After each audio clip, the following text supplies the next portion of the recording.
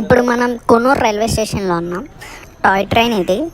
కూనూరులో 7:45కి start అవుతుంది. ఇప్పుడు మీరు చూస్తున్నది ఫస్ట్ క్లాస్ కోచెస్. ఈ ఫస్ట్ క్లాస్ వచ్చేసి 290 రూపీస్ పడుతుంది. అండ్ ఇప్పుడు చూస్తుంది మీరు సెకండ్ క్లాస్ కోచెస్. ఇది టికెట్ 80 రూపీస్ పడుతుంది. ఈ ట్రాక్ చూసారా, చాలా చిన్నగా ఉంది. అండ్ ఇంజన్ కూడా చిన్నదే, బికాస్ ఆఫ్ టాయ్ ట్రైన్ కదా, చిన్నగానే ఉంటాయి.